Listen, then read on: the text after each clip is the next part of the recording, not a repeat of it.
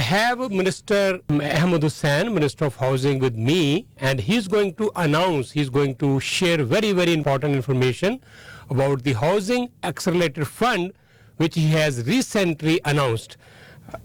Minister, welcome to Radio Parvasi and good morning. Thank you. And this is very, very big announcement and very, very big amount, $4 billion for the Housing Accelerator Fund. Yes, the Housing Accelerator Fund is a recognition by our government that not enough housing supply is being built in Canada.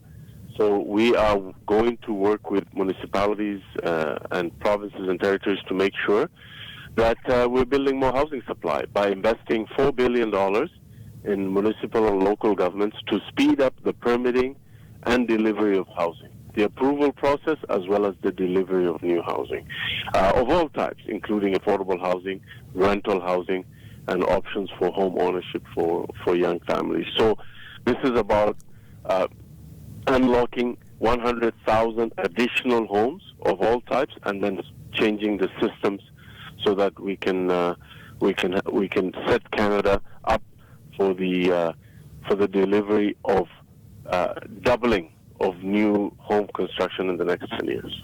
So basically, if we want to understand this, this funding is going to provincial and municipal governments, not to any private builders or developers. Well, indirectly, the municipal government can, as part of its 5-year plan submitted to us, can include the building of affordable housing, but also partnerships with developers so that they can build more rental housing as well. Okay. But sir, the biggest challenge which we have seen so far is the bureaucracy, the red tapeism, to get approval to start any project, construction project. There are so many hurdles. So what is is there any provision, special provision in this fund or any other thing which can, though it is mainly provincial and municipal matter, less federal matter, but still how your government can intervene? Absolutely. That's exactly what we want to solve. We want to encourage and incentivize better zoning, more density around transit, but also faster permits, faster approval processes, so that we can build homes faster. And we're going to do that by investing some of the $4 billion in the internal capacity of municipalities to build more.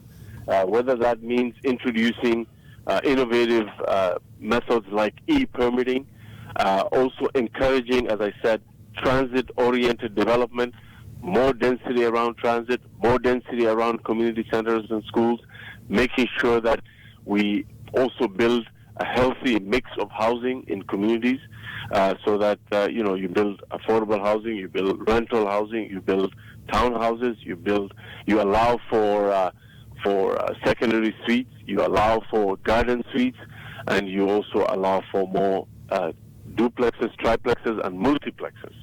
And so that's what we're doing. We're prepared and willing to invest in their internal capacity to do more, because some of it is lack of capacity, but some of it is also NIMBYism and unwillingness to consider density. For that, we will provide incentives so that we can have better housing supply in this country.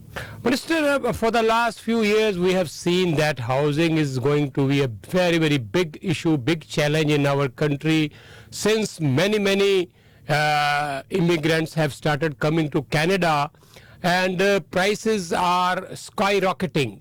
All the governments, municipal, provincial, and even federal, they're all trying their best, but still we have not been able to, even you, since you became Minister of Housing, you are trying so many other, taking so many measures, but still it's a challenge.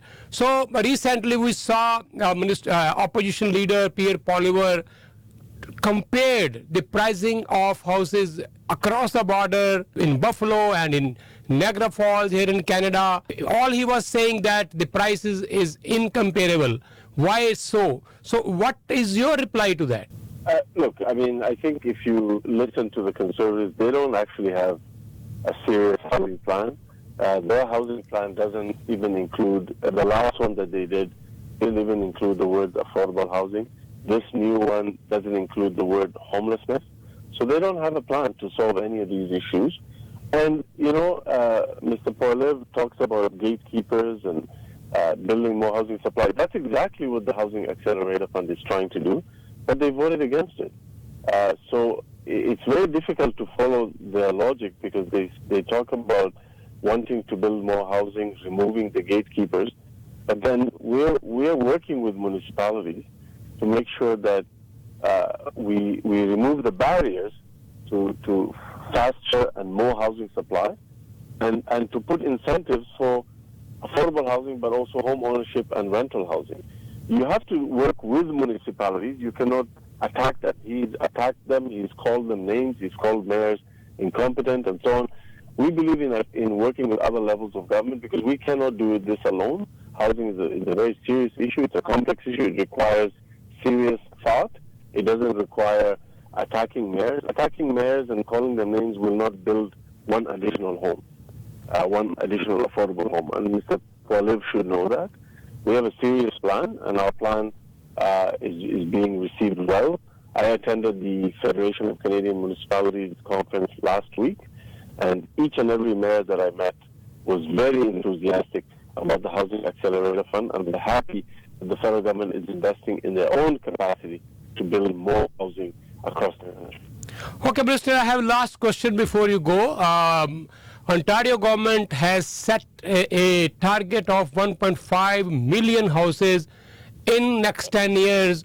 I don't know how they will achieve this target, whether they will be able to achieve or not.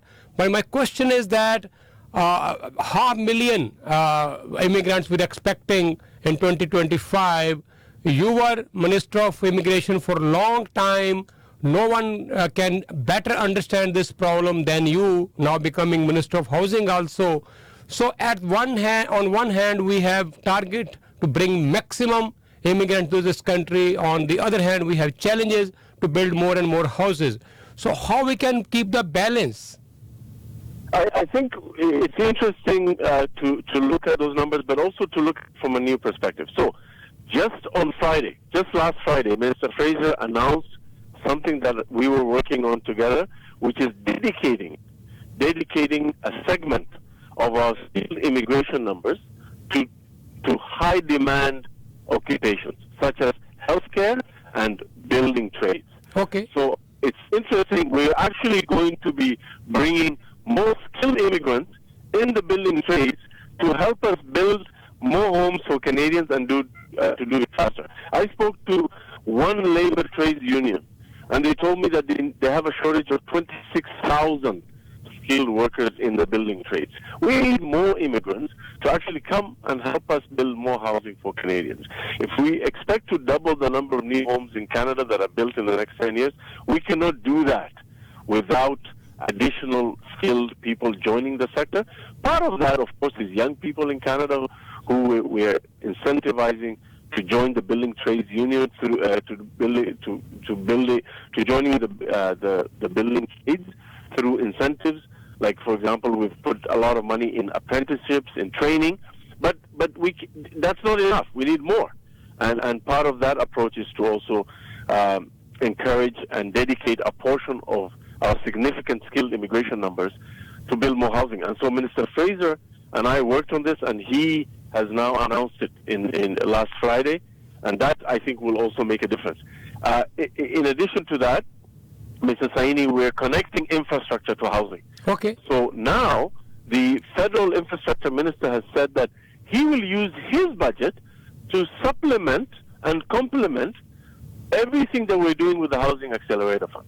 So when municipalities submit their plans for the Housing Accelerator Fund, they will also identify infrastructure projects that will unlock even more additional housing. And we will do our best to invest in those and prioritize those infrastructure projects over those infrastructure projects that do not unlock housing. So it's a different way of doing things, and I believe that the federal government is really showing leadership in this. Now, we cannot do this alone. We need the province to step up. We need all the players to do their part, because we need more affordable housing. And Mr. Saini, we have the fastest growing population in the G7. We have the lowest lowest unemployment rate in the G7. We have 1 million jobs that are unfilled in Canada today. We have the lowest deficit. We have the lowest GDP to debt ratio. We're a growing country. When you're growing and succeeding, having low housing supply is one of the challenges that comes with that. But that's actually a sign that the economy is doing well. So now we have to turn our attention to make sure we're building that housing supply. Believe me, there's countries that are experiencing worse economic situations. We're getting inflation under control. You're seeing inflation go down. We're helping people with affordability challenges through childcare investments. I mean, parents in Ontario are enjoying a 50% reduction in their childcare fees because of the work that we did as a government to implement a national childcare program. And in other provinces, they've already hit $10 a day in childcare. We've introduced dental care for low-income kids and seniors. We're doing everything that we can to help people with the grocery rebate. As I said, the jobs are there. We're bringing investment. You heard about the Volkswagen plant. 400 football fields is how big this thing is going to be. We've attracted investment of all types. Those will create jobs, and those jobs are high quality, well-paying middle-class jobs. Now, obviously, that brings with those challenges around housing and so on, but that's a challenge we're prepared to take on. Okay. Minister, you took a lot of measures for the first-time home buyers, and there is a ban on the foreign nationals to buy residential properties here in Canada. Lots of things you have done as a Minister of Housing to contain this. Can we increase the time of amortization of mortgages, or keeping in mind the high rate of interest, and I mean the installments to pay the mortgage have increased way high? Any other measure you are thinking to take in near future, or you are considering? Please, you can share with us before you go. Yes, the last thing I'll say is we have also committed to looking at housing as an investment class, as an asset.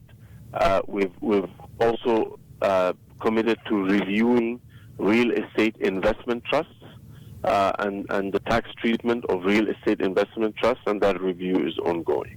Okay. Thank you, Minister. It's always a pleasure to talk to you, and you have given us very, very important information. Now, let's see how the municipal and provincial governments take advantage of this $4 billion accelerator fund, and how much fast they can build these houses which are direly needed at this time. Thank you so much, Minister. Thank you. Thank you. Thank you. Sanji, Minister of Housing, Mr. Ahmed Hussain, ਜਿਹੜੇ ਕਹਿ ਰਹੇ ਕਿ ਅਸੀਂ $4 billion ਦਾ ਜਿਹੜਾ ਇੱਕ accelerator fund ਉਹ ਦਿੱਤਾ ਹੈ ਮਿਊਨਿਸਪੈਲਿਟੀਜ਼ ਨੂੰ, ਪ੍ਰੋਵਿੰਸ਼ੀਅਲ ਗਵਰਨਮੈਂਟਸ ਨੂੰ, ਤਾਂ ਕਿ ਅਫੋਰਡੇਬਲ ਹਾਊਸਿੰਗ, ਰੈਂਟਲ ਹਾਊਸਿੰਗ ਜਿਹੜੀ ਹੈ ਵੱਧ ਤੋਂ ਵੱਧ ਬਣਾ ਸਕਣ। ਡੈਫੀਨੇਟਲੀ ਜਿਹੜੀਆਂ ਮਿਊਨਿਸਪਲ ਔਰ ਪ੍ਰੋਵਿੰਸ਼ੀਅਲ ਸਰਕਾਰਾਂ ਹੁੰਦੀਆਂ ਆਪ ਕੰਸਟਰਕਸ਼ਨ ਤੇ ਨਹੀਂ ਕਰਦੀਆਂ, ਖੁਦ ਇਹਨਾਂ ਨੂੰ ਪਾਰਟਨਰਸ ਚਾਹੀਦੇ ਹੁੰਦੇ ਆ, ਐਸੋਸੀਏਟ ਚਾਹੀਦੇ ਹੁੰਦੇ ਆ, ਤੇ ਜਿਹੜੇ ਕਿ ਅੱਗੇ ਚੱਲ ਕੇ ਫਿਰ ਮਿਲ ਕੇ ਇਹ ਹਾਊਸਿੰਗ ਨੂੰ ਬਿਲਡ ਕਰਦੇ ਆ।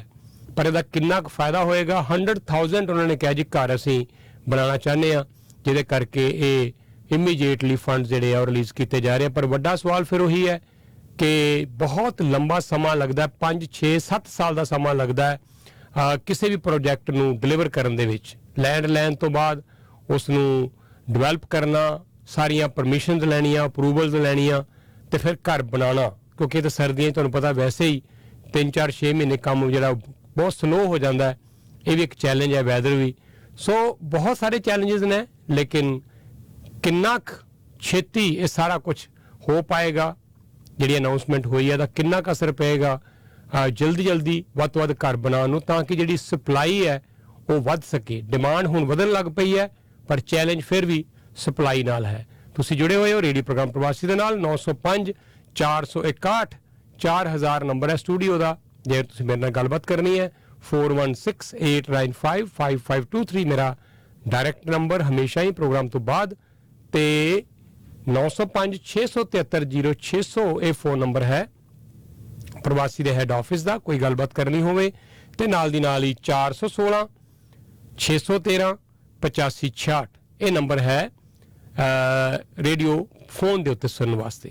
416-613-8566.